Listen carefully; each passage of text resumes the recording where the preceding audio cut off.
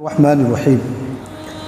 ابو داؤد نے ام المومنین عائشہ رضی اللہ تعالی عنہا سے روایت کی ہے کہ حضرت فاطمہ رضی اللہ تعالی عنہا جب حضور کی خدمت میں حاضر ہوتی تو حضور ان کی طرف کھڑے ہو جاتے اور ان کا ہاتھ پکڑتے اور ان کو بوسہ لیتے، پھر اپنی جگہ بٹھاتے، اور جب حضور حضرت فاطمہ کے ہاں تشریف لے جاتے تو حضرت فاطمہ رضی اللہ تعالی عنہا کھڑی ہو جاتی اور حضور کے دست مبارک کی بوسہ لیتی اور اپنے جگہ پہ بیٹھاتی۔ یعنی پتہ یہ چلا کہ یہ تعظیم نبی پاک صلی اللہ علیہ وسلم نے ہمیں بتایا ہے، سنت طریقہ ہے کہ جب آپ کے گھر آپ کی بیٹی آئے یا جو بھی جس کی عزت آپ کرتے ہیں، جو عزت دار لوگ ہیں، ان کو اپنے جگہ پہ بیٹھائیں، ان کے لیے حق ہے۔ صحیح بخاری و مسلم میں ابو سعید خدری رضی اللہ تعالی عنہ سے مروی ہے کہ جب بنی قریظہ اپنے قلعے سعد بن معاذ رضی اللہ تعالی عنہ کے حکم پر اترے تو حضور نے سعد رضی اللہ تعالی عنہ کے پاس آدمی بھیجا اور وہاں سے قریب میں تھے۔ جب مسجد کے قریب آ گئے تو حضور نے انصار سے فرمایا کہ اپنے سردار کے پاس اٹھ جاؤ، یعنی اپنے سردار کے لیے کھڑے ہو جاؤ۔ یعنی اللہ کے رسول نے فرمایا کہ اپنے سردار کے لیے کھڑے ہونا، یہ اللہ کے مسئلہ۔ مسافہ سنت ہے اور اس کا ثبوت تواتر یعنی حدیث پاک تواتر حدیث سے ہے۔ اس کی بڑی فضیلت آئی ہے۔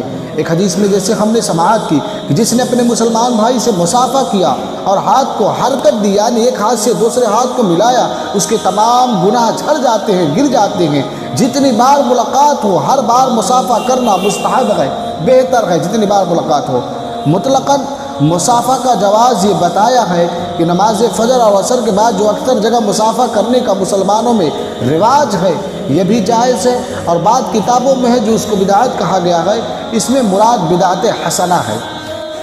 مسافہ یہ ہے کہ ایک شخص اپنی ہتھیلی اور دوسرے کی ہتھیلی سے ملائے، فقط انگلیوں کو چھونے کا نام مسافہ نہیں ہے۔ سنت یہ ہے کہ دونوں ہاتھوں سے مسافہ کیا جائے اور دونوں ہاتھوں کے مابین کپڑا وغیرہ کچھ نہ آئے۔ آج تو مسافہ کرنے کا طریقہ جو بخاری شریف وغیرہ میں عبداللہ بن مسعود رضی اللہ تعالی عنہ سے مروی ہے کہ نبی پاک صلی اللہ علیہ وسلم کے دست مبارک ان کے دونوں ہاتھوں کے درمیان میں تھا، یعنی دونوں ہاتھوں کے درمیان میں نبی پاک صلی اللہ علیہ وسلم کا ہاتھ تھا، یعنی ہر ایک کا ہاتھ دوسروں کے دونوں ہاتھوں کے درمیان ہو۔ اور دوسرا طریقہ ایک کہ بعض فقہا نے بیان کیا کہ اس کی نسبت بھی وہ کہتے ہیں کہ حدیث سے ثابت ہے کہ وہ ہر ایک اپنا داہنا ہاتھ دوسرے کے داہنے ہاتھ میں اور بائیں ہاتھ سے بایاں ہاتھ ملائے، انگوٹھے کو دبائے۔ انگوٹھے میں ایک ایسی رگ نس ہوتی ہے جس کو پکڑنے سے محبت پیدا ہوتی ہے۔ تو بہت عظیم چیز ہے، بہت عظیم نعمت ہے میرے عزیزوں۔ اور بعض لوگ مسافہ کرنے میں بعد اپنا ہاتھ چموا لیا کرتے ہیں، یہ کیسا ہے؟ تو یہ علماء کے علاوہ دوسرے لوگوں کو چموانا مکروہ ہے، ناپسندیدہ ہے۔ ہاں عالم دین اور بادشاہ عادل یعنی نیک بادشاہ، چور لٹیرے بادشاہ نہیں، نیک عالم دین بادشاہ اگر سخی بادشاہ ہو تو ان کا ہاتھ کا بوسہ دینا جائز ہے، بلکہ اس کے قدم چومنا بھی جائز ہے۔ بلکہ اگر کسی نے عالم دین سے خواہش کیا کہ اپنا ہاتھ یا قدم چومنے کے لیے مجھے دے دیں تو بوسہ دینے کے لیے مانگے ان سے، تو اس کے کہنے کے مطابق وہ عالم دین اپنا ہاتھ پاؤں بوسہ کے لیے دے سکتا ہے، تعظیم کے طور پہ، عبادت کے طور پہ نہیں۔ کوئی بندہ یا اب عورت نے عورت کے منہ یا رخسار یعنی گال کو بوقت ملاقات، یعنی جیسے آج کل فلمی سٹائل چل رہے ہیں کہ ایک دوسرے کو بوسہ دیتے ہیں، دیکھیں یہ ویسٹرن کلچر ہے، ایسا بوسہ دینا مکروہ ہے۔ عورت کو بوسہ نہیں دے سکتی، مگر آج تو یہ ویسٹرن کلچر یہودیوں کو دیکھ کر عورت آپس میں شادی میں آتی، تو ایسا ہمارے عورتوں میں ہو گیا ہے کہ آپس میں آتی ہیں تو گلے ملتی ہیں، ایک دوسرے کو رخسار گال وغیرہ میں ٹچ کرتی ہیں، ایسا مکروہ ہے، اسلام نے عورتوں کے لیے منع کیا۔ اب بوسہ کی 5 قسمیں ہیں، یعنی چومنا بوسے دینے کی 5 قسمیں ہیں۔ بوسہ رحمت جیسے والدین کا اولاد کو بوسہ دینا۔ دوسرا یہ ہے بوسہ شفقت یعنی محبت سے، جیسے اولاد کا والدین کو بوسہ دینا۔ بوسہ محبت جیسے ایک شخص اپنے بھائی کی پیشانی کو بوسہ دے، یہ ایک جائز ہے۔ بوسہ تحیہ جیسے بوقت ملاقات یعنی تحیہ سلام کے وقت ایک مسلم دوسرے مسلمان کو بوسہ دے۔ بوسہ شہوت جیسے مرد اپنی بیوی کو بوسہ دے، اور ایک بوسہ دیانت ہے جیسے حجر اسود کو لوگ بوسہ دیتے ہیں۔ یہ 5 قسمیں ہیں بوسہ دینے کی، یاد رکھیں آپ۔ اور بوسہ دینا اور بھی جائز ہے۔ مصحف شریف، قرآن کو مصحف بھی کہتے ہیں، کئی ناموں سے جانا جاتا ہے، آج ایک نیا نام یاد رکھ لیں، مصحف کہتے ہیں قرآن شریف کو بھی۔ تو تو مصحف شریف پہ بھی بوسہ دینا جائز بھی صحابہ کرام سے ثابت ہے کہ حضرت عمر رضی اللہ تعالی عنہ روزانہ صبح کو بوسہ دیتے تھے اور کہتے تھے کہ میرا رب کا عہد اور ایک سچی کتاب ہے. اور حضرت عثمان غنی رضی اللہ تعالی عنہ بھی مصحف شریف کو بوسہ دیتے اور چہرے سے مس کرتے یعنی ٹچ کرتے تھے. یہ طریقہ ہے. سجدہ تحیہ یعنی ملاقات کے وقت بطور اکرام کسی کو سجدہ کرنا حرام ہے. کسی کو بھی سجدہ کرنا حرام ہے.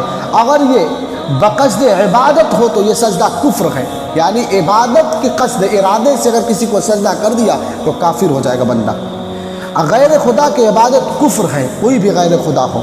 بادشاہ کو تحیہ سجدہ کرنا یا اس کے سامنے زمین کو بوسہ دینا کفر نہیں ہے، مگر یہ شخص گناہ گار ہوگا. اگر بادشاہ عالم کے پاس آنے والا بھی اگر زمین کو بوسہ دیتی ہے یہ بھی ناجائز و گناہ ہے. کرنے والے اور کروانے والے دونوں پر گناہ ہوگا. جو عالم اپنے آپ کو سجدہ کرائے، جو پیر اپنے آپ کو جعلی پیر اپنے ہاتھ پاؤں پہ سجدہ کروا لیتے ہیں. آج ایسے بہت مارکیٹ میں نہیں مچھلی کی طرح پیر چلے گئے جو کتنے ویڈیو میں دیکھتے ہیں اپنے آپ کو سجدہ کرواتے ہیں. یہ حرام ہے ایسے جاہلوں کو سجدہ کرنا، اور ایسا کرنا بالکل گناہ. کرنے والا بھی گناہ گار ہے، کروانے والا بھی گناہ گار ہے. یاد رکھیں، کوئی کتنا بھی بڑا پیر ہو جائے سجدہ کسی کو جائز نہیں ہے. اللہ کے رسول سے بڑا کوئی ہے؟ ہاں، غوث اعظم سے بڑا کوئی پیر ہے اس دنیا میں؟ جب انہوں نے اپنے آپ کو اپنے صحابہ سے اور حضرت غوث اعظم نے اپنے مریدوں سے سجدہ نہیں کرا، تم کون ہوتے ہو جاہل پیر؟ تو ایسے پیروں کو جوتے سے مارے. ان سے مرید اگر ہو تو مرید توڑ لیں ایسے لوگوں سے. میں یہاں پہ زیادہ جہالت دیکھا. مسئلہ ملاقات کے وقت جھکنا منع ہے. یعنی کسی غیر انسان کے سامنے جھکنا، یعنی اتنا جھکا کہ حد رکوع تک ہو جائے. جتنے دیر ہم رکوع کرتے ہیں جیسے، اگر رکوع جیسا بھی ہو گیا تو یہ حرام ہے. آنے والے کی تعظیم کے لیے کھڑا ہونا جائز ہے، بلکہ منظور ہے. جبکہ ایسی کی تعظیم کے لیے کھڑا ہو جو مستحق تعظیم ہو، یعنی ایسے لوگوں کے لیے کھڑا ہونا ہو جو تعظیم کا مستحق ہو. ایسا نہیں شرابی اور زانی فاسق لیڈر جو ہمارے ہوتے ہیں، گلی کوچے میں پرچار کے لیے آتے ہیں، ہاتھ بڑھ کر کھڑے ہو جاتے ہیں. ایسے لوگوں کے لیے منع ہے. تو شرابی اور زانی جو حرام و حلال کی تمیز نہیں جانتے، ایسے لوگوں کے لیے کھڑا ہونا بالکل شریعت نے منع کیا ہے. ہاں، اگر آپ کی عالم دین کی تعظیم کو کھڑا ہونا ہے، کوئی شخص مسجد میں بیٹھا ہے قرآن مجید پڑھ رہا ہے اور ایسا شخص آیا جس کی تعظیم کرنی چاہیے، کوئی بڑا عالم آ گیا، کوئی اللہ کا نیک بندہ آ گیا، تو اس کے لیے کھڑا ہونا جائز ہے. آخری مسئلہ سن لیں. جہاں یہ اندیشہ ہو کہ تعظیم کر لیں گے، کر کے تعظیم کے لیے اگر کھڑا نہ ہو تو اس کے دل میں بغض و عداوت ہوگا. خصوصاً ایسی جگہ جہاں قیام کا رواج ہو تو قیام کرنا چاہیے تاکہ ایک مسلمان کو بغض و عداوت سے بچائے.